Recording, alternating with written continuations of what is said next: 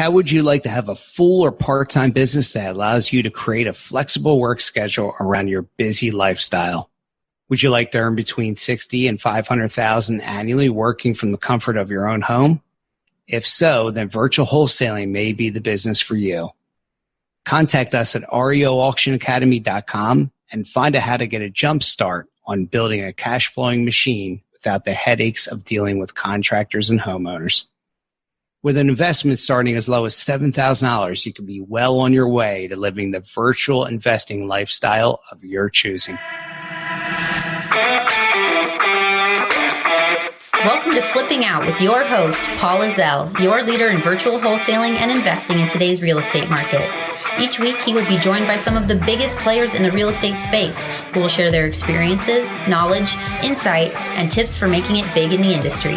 And now, here's your host, Paul Ezell.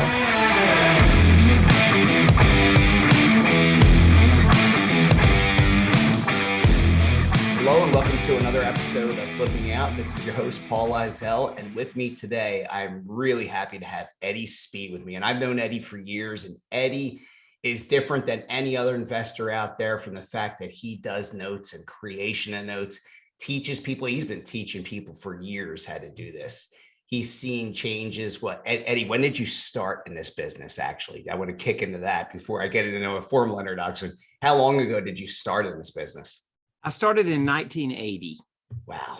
So 80. So now you're talking about, 32 years you're in this business? 42 years. Sorry, 42. My math's not good.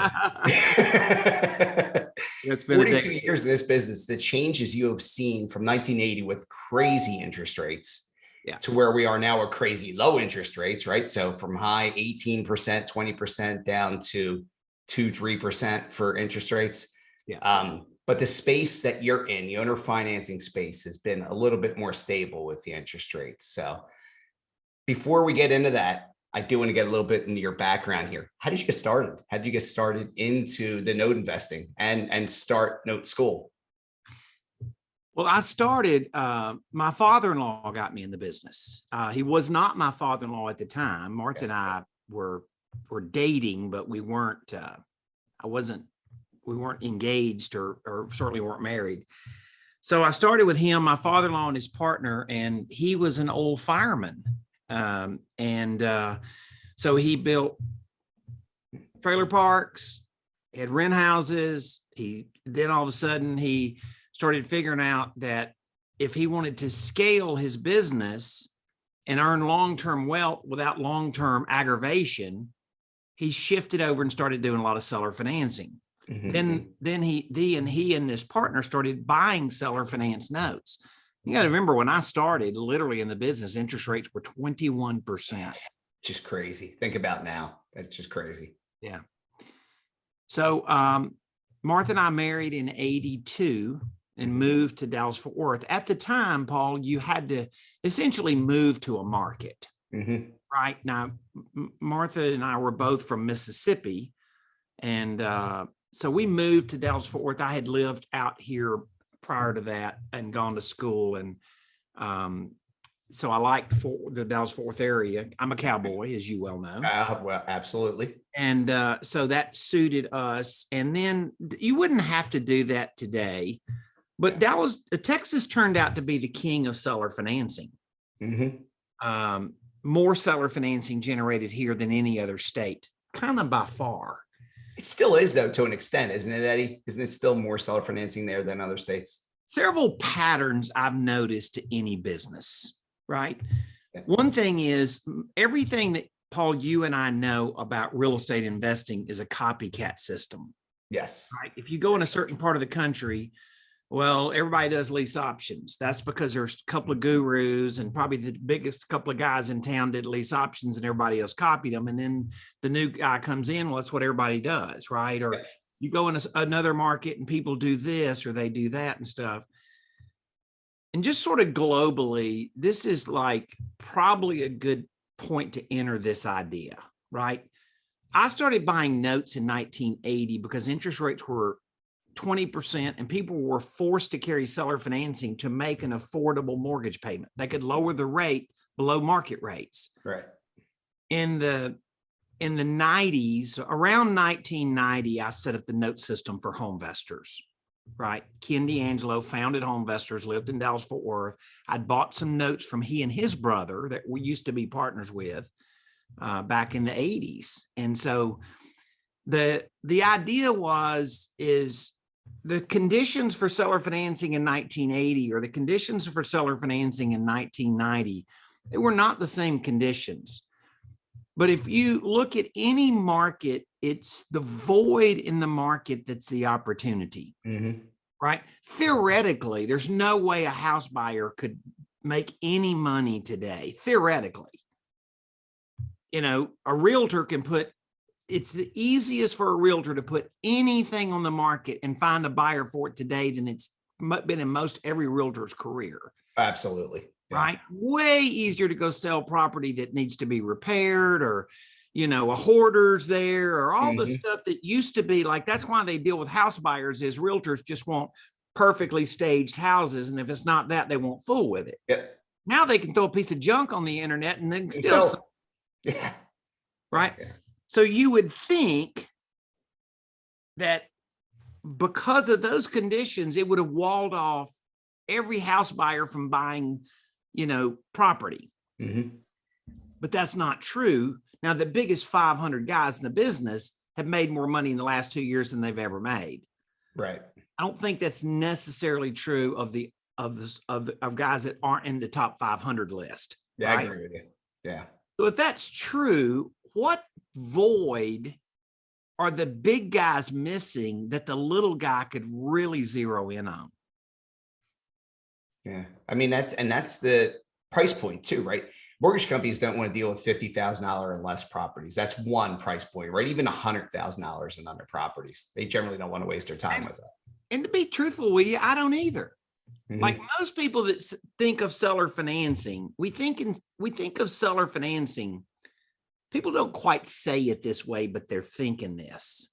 They sort of look at it like, I want to deal in substandard property and I want to deal with a substandard borrower. And that's my bank becomes his pawn shop. You get what I'm saying? Yeah. That's not what I teach. I teach dealing in very nice property and very good borrowers.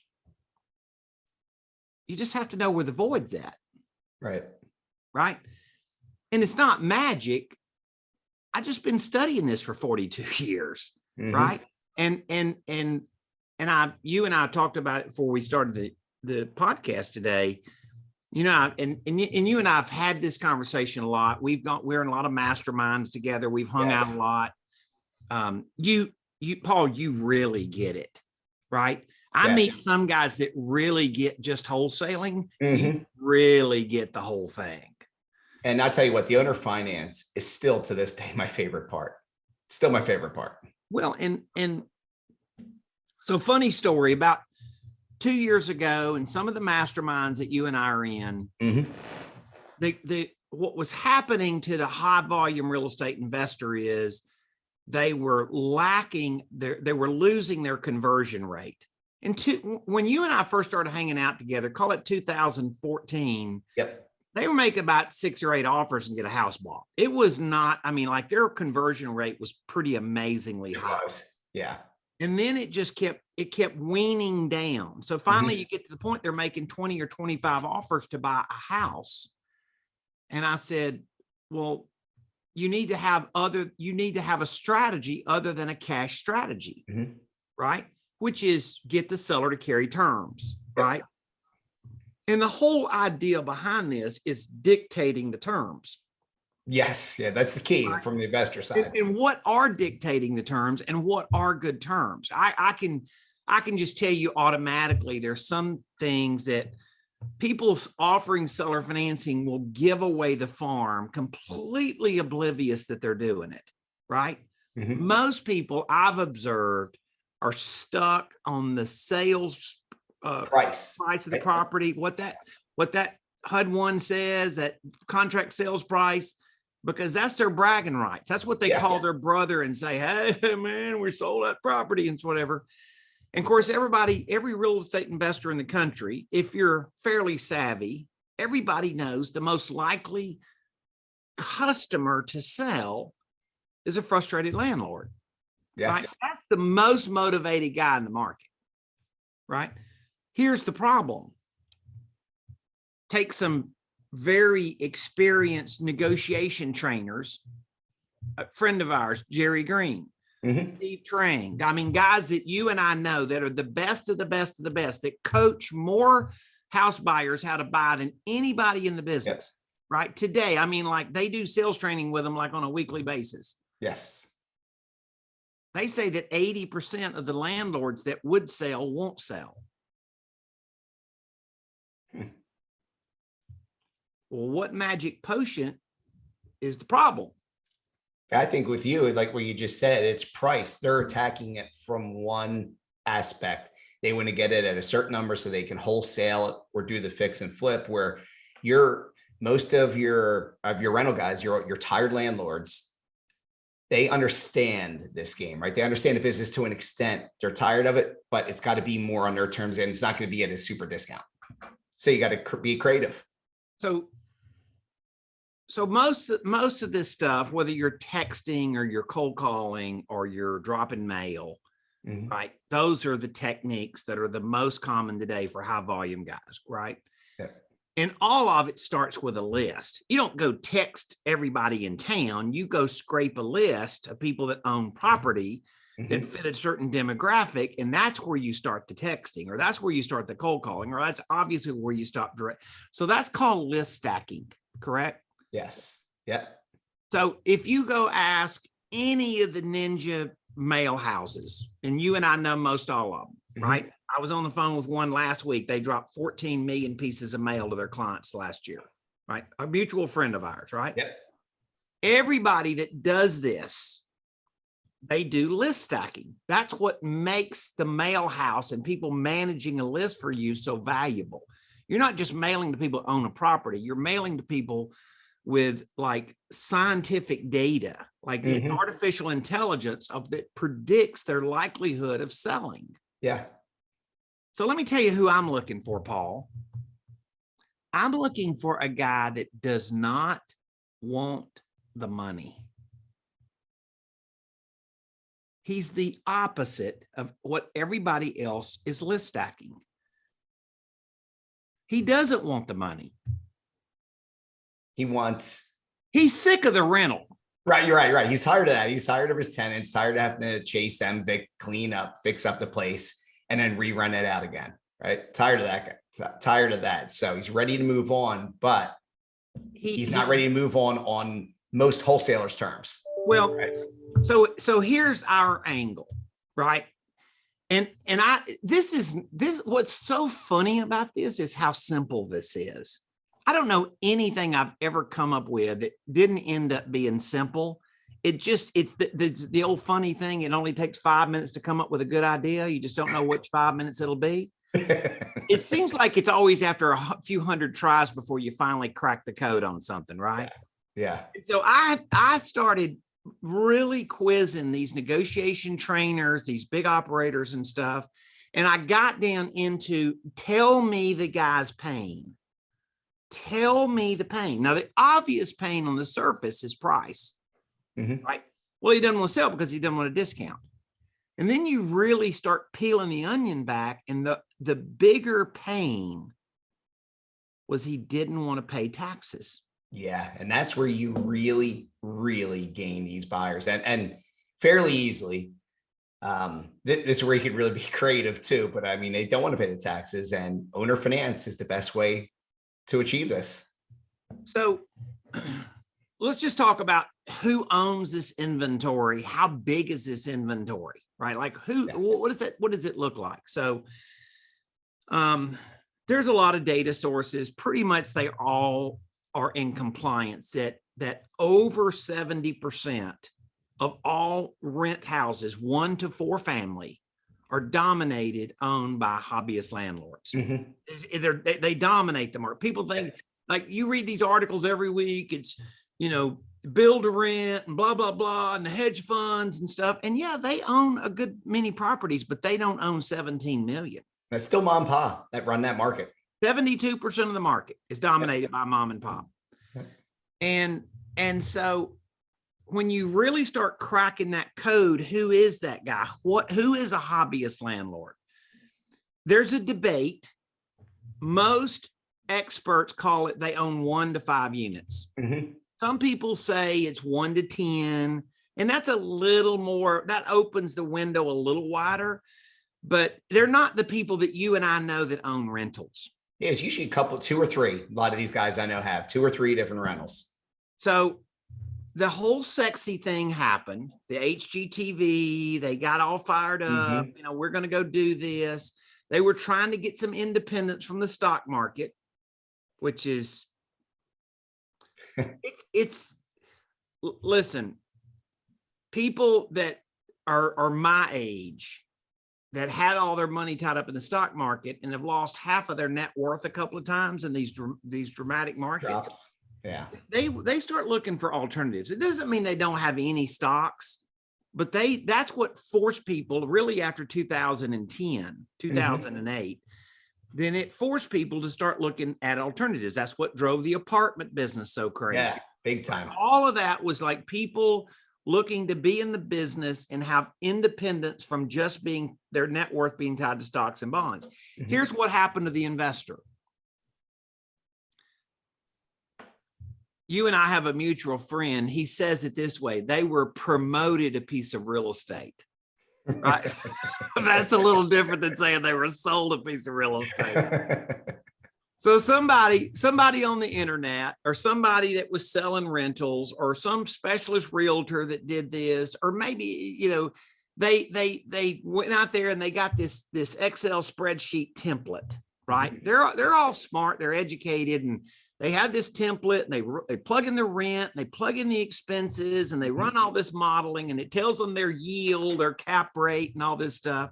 Yeah, but they're going to cash flow. They were all kind of like bought that, and that's what sold them the property. What they thought is something happened to Excel because it broke. Because their Excel spreadsheet does not match their checking account. That's right. So that's why they don't like the rental, right? Yeah. And here's what's amazing to me. Statistics say that about 3/4 of these small-time landlords today still self-manage. So they haven't gotten some management company to do it for them. They're still trying to, honey, I can do this. Yeah. And that's their rent property pain. Here's what's weird. They've owned a rent property for 5, let's just define a customer, right? They've owned a rent property for 5 years, right? The real estate market has been insanely good to them, right? The tenant and the rent house, one or both, has been insanely bad to them. Yeah. Right. So here's what we figured out. No matter how sophisticated the person is in other areas of their life, and a lot of times they really are. They're a corporate executive, or they're an entrepreneur, or they're smart people. Yep. But they're not specialized. You and I are specialized, right? Yes. You and I instantly know that if you can go sell your rental and owner finance it, you can pay your taxes over the next 20 years. You and I intuitively know that. I mean, we know that as much as how to go crank our car. Yeah. That's not, the general public doesn't know that. So we started marketing for people that own rentals, showing our students how to do this, but marketing to people that were the opposite of what most people were list stacking for. They were list stacking for a landlord that had a divorce, that had a judgment against him, that had all these kind of strikes against him, and that showed him he had a financial motivation. What they discovered is the guy that sat in front of them that didn't want the money, the real core behind him not wanting the money, he was dying to get rid of the rental. The core behind it was, particularly in a new administration, call it whatever you want to, they were worried about taxes. Yes. And if you could suggest to them, well, you wouldn't have to pay the taxes today, you could defer your taxes over the next 20 years, they'd lean up and go, what? Mm-hmm. What did you say? So here's the thing. I changed how I used to teach this.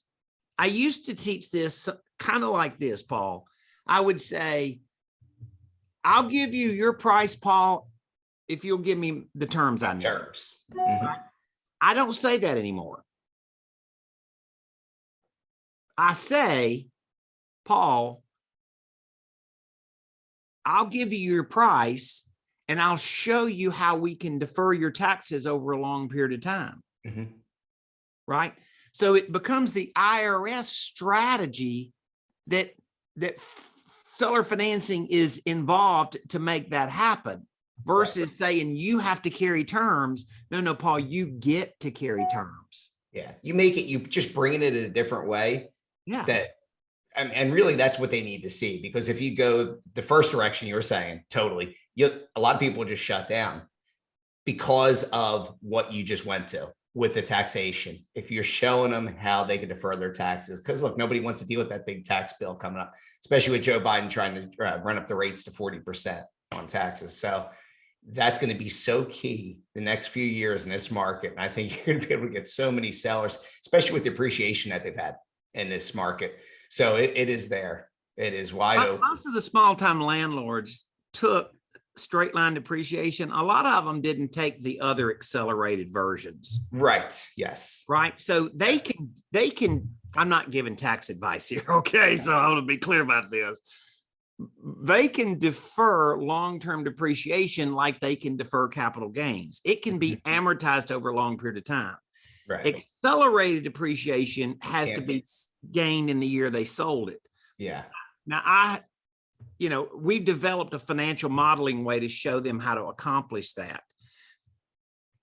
Then once you get to this piece in the conversation, you still haven't gotten to completely the psychology yet. What you've done is you've given them a chance to lean in to well, hold on a minute. Tell me more about that. You give them a chance to lean in, and then it becomes, now let's talk about your pain and what a perfect world would look like. Yeah. There's no 100% of anything. There's no 100% customer base that every customer thinks the same. Every customer has the same problems, but there definitely are patterns. Mm-hmm. The pattern seems to be this.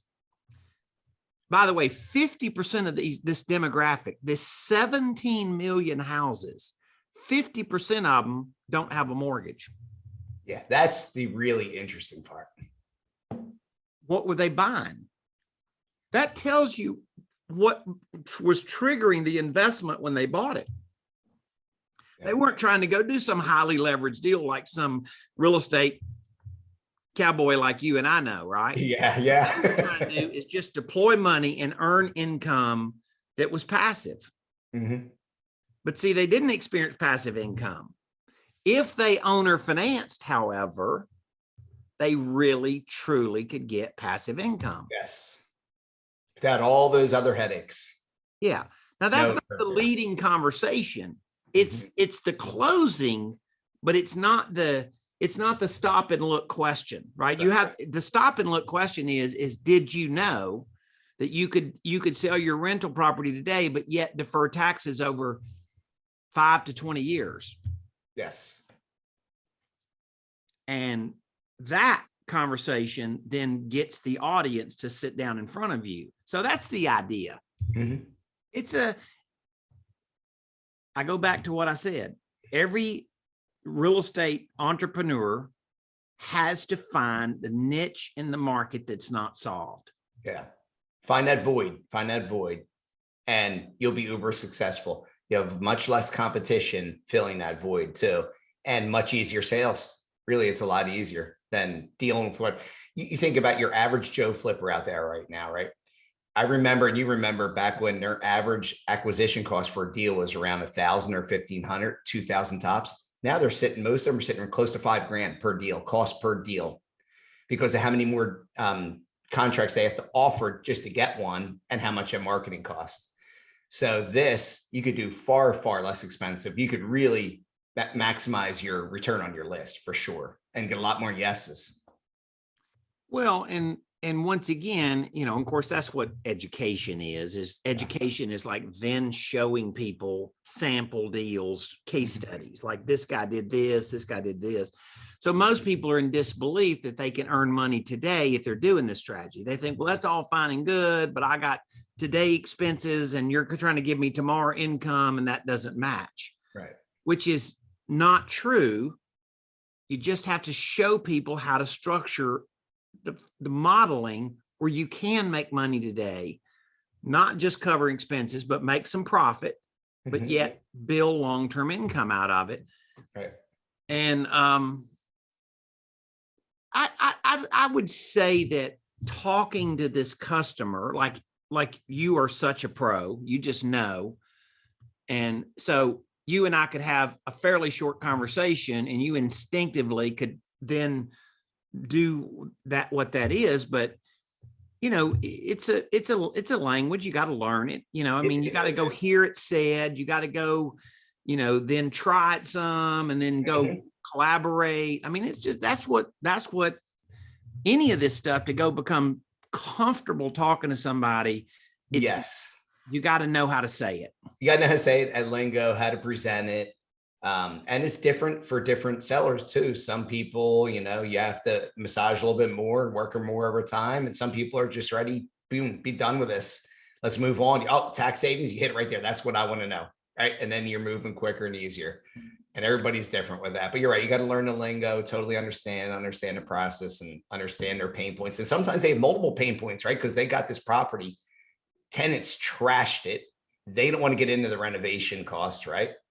So now you're taking a couple headaches off them. They weren't getting cash flow from it. Now they aren't getting, now they don't have to deal with the headache of repairing it. Yeah. And it's funny, like, it's just such a different way using the tax strategy. It's just such a different way to position. You're dictating the terms, right? But it's such a different negotiation positioning when they're like, well, I don't want to pay my taxes now. Right, okay, well, then let me show you how we're going to be able to structure it and accomplish that. Because there's only one way to do it. You got to take installment sales. You got to go take your money over time, right? And so I didn't write the IRS code. I'm just saying within the IRS code, then let's talk about how that looks. It's the breakfast analogy. You ever hear this? No, tell me about this. So, you know, in every breakfast situation, you have the involved and the committed. Okay. The chicken is involved in breakfast, but the pig is committed. Now that is good. I like that. So here's the deal. The IRS is the committed in this analogy. Seller financing has to be involved. Yeah. So the good part about it is it we're able to show people a way to position it where you don't feel like you're not having to hardcore negotiate with them. Right. I mean, in order to be able to defer taxes, you're going to have to carry terms. Yes. Now, which would you rather defer taxes for, 5 years or 15 years? Obviously, the longer the better. Exactly. So it's not me giving them the bad news anymore. It's that they they start self-selecting into things that I want them to do. Yeah. You know, I've had some rentals here over the years that I've sold and, you know, transitioned to other places. I have them in Texas now, I have in Wyoming, I have in Florida, because I'm getting rid of my properties in Pennsylvania. And there's one I have right now that may be doing the seller finance method with, which I think could work very, very, very well. I think it's gonna be my best strategy on this one too. Plus, I don't feel, like I said, I don't feel like paying the taxes. So I'm going to have some on it. So, well, and the other thing that, because I've been in the note space a long time, we've learned how to structure deals under different scenarios. One scenario would be they sell you the house, they owner finance it, they got a bad tenant. Get that tenant out. You got to reload the house with a new tenant. Okay. Now, what most people don't realize is about 30% of the people that could could qualify for a mortgage before the virus can't qualify today. Right. 30% slippage in Qualifications. who can actually get a mortgage. Yeah. Right. Well, that left behind market is my guy. I love him. I'm not looking for people with bad credit and a sad story. I'm just looking for somebody that just because the industry left you behind doesn't mean you're bad. Yep. Right. So, and there's all kind of things that we can show people, like how to defer payments. The landlord's willing to not accept, you don't have to start paying him until you start getting paid. Until you get, yeah. Well, if he's not getting paid now, why wouldn't he agree to that? Right. By the way, interestingly, there's still a pretty decent percentage of slippage where people aren't paying rent today. I know it seems. Yeah, there is. Yeah. Here's the other thing. What about the other side of the market, though? Call it more than 50%. The tenant actually has paid. The tenant's been there. He's good. Well, then how are you going to make money in that deal? And I show them how you can turn around and buy part of that note and reposition how he's taxed. All kind of things that, like, now we're getting way more juice out of the lemon because I'm not just getting him to seller finance the property where his bad tenants in it. I can show him, well, I can fix this problem or I can fix this problem. And once again, why do you do all that kind of stuff? It's because you're getting better utilization of your leads. You're solving more than just one possible problem. Mm-hmm. And it's the key. Too many guys with their leads, like I said, they don't have enough tools in the toolbox. They're either going just straight wholesale, or occasionally they'll do a buy and hold, but for the most part, they're just doing wholesale and they're losing all these potential deals out there. The smaller operator has an advantage. Now, the bigger operator has an acquisitions team.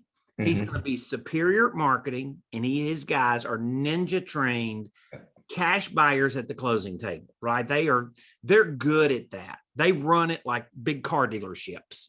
Mm-hmm. Like those guys they're fine oil machines at that. But the reality is these terms and these kind of off the traditional way processes, the small operator has an advantage over the big guys because the big acquisition teams can't go be flexible and figure out these other little angles. The small guy can. Yeah. Yeah. No, I mean, and there's nothing matter with the way the big guys do it. They do it and they specialize, and they don't necessarily want to deal with this, right? Because they specialize in this. They don't have to train their team on something else because it's hard enough to train your team on what you're doing already. So that just leaves that void. And that's a big void. I'm telling you, this owner finance space has always been a void as long as I've been in this business. And I started investing in 2001. So you're talking 21 years, and it's been the same. There's still that void, and there's not many guys committed to it. You're a small mom and pop guy is about that's who I run into out there when I'm in my competition. Well, and the thing about it is it's a wealth builder. We all got into this business to build wealth. Yes. Hopefully we didn't get into this business to just do transactional income. Apparently, I guess on the internet today, that's the sexiest thing in the world. Just go flip and make transactional money. But nobody's been doing it as long as you have that hasn't become highly focused on, I'm doing this for the long term of it. Yeah. Yeah. You need to have that long-term goal.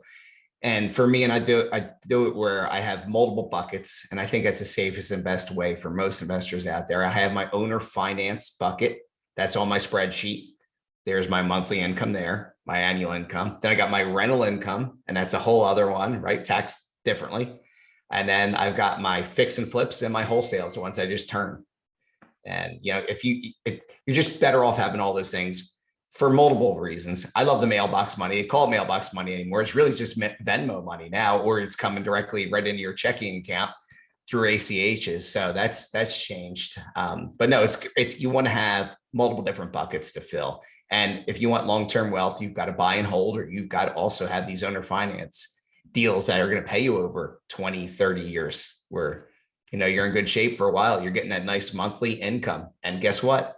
If it goes bad, and I've occasionally have some go bad, redo it again, right? Get a new person in there, maybe clean up the place a little bit, and just do the same thing again. You end up being more profitable when that happens. People don't realize that. What happens if it goes bad? Like, well, if it goes bad over a period of time, I'm actually kind of happy because they've paid the principal down, they've paid it down, and now they're walking away. And now I can sell it and do it again for more than I did before. Yeah. And the thing about it, like if you become focused in targeting a better grade of real estate, right? Yes. Better neighborhoods, better houses, then the problematic factor of the defaulted loan becomes way less. Mm-hmm. Like if you're dealing in high crime neighborhoods and substandard properties, you're trying to underfinance. Well, I can just tell you right now that, you have a fairly difficult model to work. You got that right. So one thing about the strategy we're talking about is, most of the small time landlords that we're talking about, particularly people that paid cash, they're not dealing in junky neighborhoods. No. That wasn't their problem.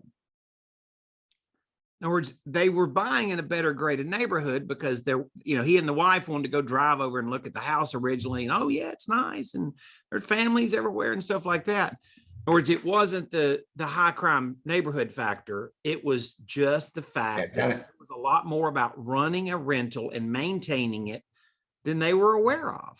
Yeah. It's a key. They make it sound when you go to these, for somebody new to investing, you go to these seminars and it sounds great. Sounds glorious. You're looking at all the cash flow, but behind that, there is a lot that goes on. Repairs, maintenance. If you have to mow the yard, you have to shovel the snow, depending on what you make the tenant do and what you do. Roof's leaking, hot water heater went, heater's gone, right? All these expenses that come up over time. Basement flooded, right? We've dealt with them all, been there, done that. So that's what people get tired of. And you either got to have a mentality you could deal with it, understand it, and have a solution to it. But most people just do get tired of it over time. For a 5-year period or 7-year period, and it's just, I don't want to do this anymore. And they're busy in their job and they just don't have time to deal with it. So that's such a void to get. And there's so many of those people out there, Eddie. So much opportunity. It is the biggest void that I've ever seen in real estate. Yeah. Literally in my career. Like, even at the height of it, they only sold 5 million REO properties after 2008. They only sold 5 million properties. Right. I'm not saying that's not a lot of properties, but people talk about it like, it was 50% of all of residential real estate. That's not true. You and I know a lot of people that made a fortune on those 5 million houses. Yep. This is 17 million houses. It's crazy. Think about that number. Staggering. It's a gigantic number. If you became laser focused on how to work that specialization, you're not. People say no inventory. Inventory is not a factor. Yeah. No, yeah, you got it. It's there. It's available. You just got to market to it. You got to find the right people and stack the right lists, right? It's more or less what it comes down to. And you teach people how to do that. And Note School is your company. Am I correct there? Note School is how you teach them. And I've been to the Note Expo, which you do every year. And let me tell you, that is phenomenal. It's awesome. The amount of information I get out of that, I love it. I learn so much each time I go. I have not been to your Note School class yet. I do want to get to one of these classes. So eventually I will make one because that's going to be a whole other different level that you guys get into. Well, the Note Expo is a trade show. And so there's a lot of big picture direction. What we gave people today was big picture direction. Mm-hmm. It's not the right format for the drill down. Right. Note School has become very good at the drill down. I've got a site I'm going to send them to if I can. Yeah, absolutely. How do they get in touch with you here? I'm going to give them 2 or 3 what I think are important ingredients. Right. I'm going to give them some reading material. I'm going to give them a little workshop. We're going to start giving people examples, because when people start seeing case studies, like, here's a deal, how somebody structured it. They did this, they did this, they did this. And then they're like, oh, okay, I can see that. In other words, it's way different than just conceptual. Right. Right now, hopefully we've excited somebody a little bit and says, oh yeah, I could see, I'm looking for the business that takes me out of where everybody else is chasing. Yeah. Right. And that's true. You can certainly, that's what we're going to help them with.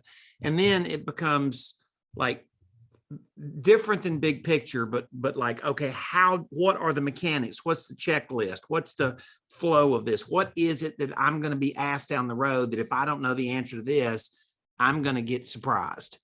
Yeah, that's the key right there. To have just understanding it and understanding the big picture of it here and how to answer and solve any issue that you're going to run into with these sellers.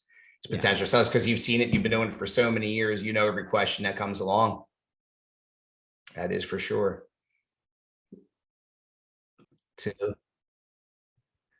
All right, Eddie, we just had a little technical glitch here. We got everything all straightened out. Everything's good. And I think what you were just explaining to people is some of the objections they might come, when they're trying to buy these properties from these landlords. And that's a lot of what you're going to teach at Note School. And you're going to show them how to do these in these conferences. Everything in life is we don't have a vision of how something works until we see how it works. Yeah. Best way to learn is case studies, right? Mm-hmm. That way you got real stories and real situations. It's easier to remember details from a case study than it is just if you get on the whiteboard and just give people, formulas or details otherwise. Yes. So everything that we've done is sort of built around how we've learned that people can best, retain something, the sticky factor, right? Mm-hmm. Yeah. And the way we explain it, you can make anything complicated if you don't say it the right way. True. Like there's sort of a little bit of some, like somebody's out there thinking, well, I'd really like to do this, but this is really complex. Well, anything's complex if you're not taught the principles, if you're not taught what to say, and then most things can be simplified. Now, I'm not, I'm not running some surgical center. We're not doing heart surgery here. We're just talking about structure and deals.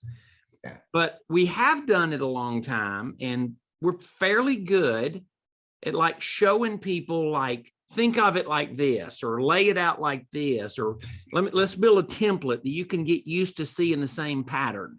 And all of a sudden they're like, oh yeah, well, I mean, they can't believe in, call it 2 or 3 hours, how much that now all of a sudden this stuff makes sense to them. Yeah. I mean, if you put it into that sense, that's basically what you have to do. Like we teach our students, it's pretty simple. Deals fall in this way. You look for this ARV minus these repairs and minus your wholesale fee if you're going to do wholesaling. And there's where you come to it. Basically, you're teaching the exact same type of thing. That's it. They want it because people want to know how to structure a deal. How do I structure it so it makes sense so I can cash flow? Yeah. So that's basically what you're doing. You're teaching them how to do that and showing them, giving them case studies and examples. Case studies just work so good. People just learn so well from case studies. They do. Absolutely. For me, I like learning from case studies. There's nothing better than learning from case study. When I do deals, when we walk through with our students, how we do what we do, I go through sample deals I did. I'll go through 10, 20 different deals, exactly how we structured and how we did it. And it's pretty simple then when you do that. And then whatever questions they have, they raise their hand, you explain, and hopefully they retain, and then they get video and they can rewatch it later on if they didn't pick up the first time. So, and that is the key. It's all about the education, and it's all about how you set this up and do it, structure it, and make it so it makes sense to you and them as well. Yeah. So, I mean, that is the key. And the website for yours, and I have it here, www.noteschool.com/get started. That's it. That's it. www.noteschool.com/get started. And that'll be in the show notes too for anybody who's interested in reaching out. But I can tell you, there's nobody better in this business teaching. Note School is the biggest one out there, far and away. There's nobody even close to what you guys are. And you've been doing it for so long. And I wouldn't want to lead anybody else anywhere other than to you, Eddie, because you are the master of this and really are. And I'm not just blowing smoke up here, but you have been doing this for so long. You're so good at it.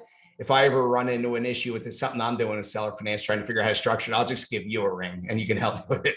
But no, you're phenomenal at it. Students, you've had great success over the years. I've known some of your students, and they still talk to each other. You have a network within it. And sometimes they do deals together. Am I right? With some of your students in there, and you guys do deals with them occasionally? Yeah, I mean, it's, that's the idea it's an ecosystem, right? Note school really at the end of the day is an ecosystem. People that have like kind knowledge can figure out all kind of opportunities with each other. If you don't have like kind knowledge, it's difficult to do that. Yeah, very true. Absolutely. And I know a lot of guys that are in the note business that would just buy tapes and then they would basically, try to repair them, fix them, get them all operational and sell some off and do it. You teach a different method. You teach a better method, the method I like.